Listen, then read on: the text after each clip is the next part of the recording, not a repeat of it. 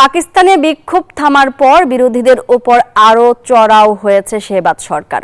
কারাবন্দী PTI নেতা ইমরান খান ও তার স্ত্রী বুশরা বিবির বিরুদ্ধে নতুন করে দায়ের হয়েছে ৮টি মামলা। রাজধানী থেকে তাড়ানো হবে আফগান নাগরিকদের। এদিকে গণগ্রেপ্তার ও দমন-পীড়নের অভিযোগ ওঠায় স্বচ্ছ তদন্তের আহ্বান জানিয়েছে অ্যামনেস্টি ইন্টারন্যাশনাল। পাকিস্তান তেহরিকি ইনসাফের বহুল আলোচিত বিক্ষোভ প্রত্যাহারের পর শান্ত রাজধানী ইসলামাবাদ, যা একদিন আগেই ছিল রণক্ষেত্র। তবে এখনও আন্দোলন থামেনি বলে বুধবার এক প্রেস কনফারেন্সে জানান খাইবার পাখতুনখোয়ার মুখ্যমন্ত্রী আলী আমিন গান্দাপুর। বলেন, কেবল ইমরান খানই নিতে পারবেন এটি শেষ করার সিদ্ধান্ত।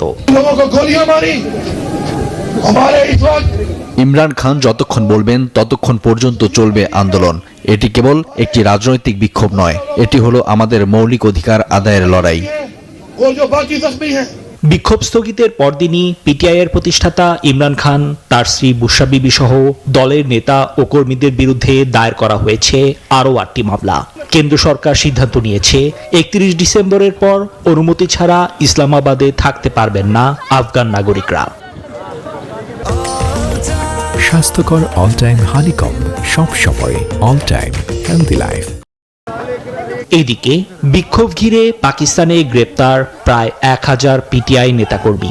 এই গণগ্রেপ্তার ও আইনশৃঙ্খলা বাহিনীর কঠোর অবস্থানের বিষয়ে স্বচ্ছ তদন্তের আহ্বান জানিয়েছে মানবাধিকার সংস্থা অ্যামনেস্টি ইন্টারন্যাশনাল।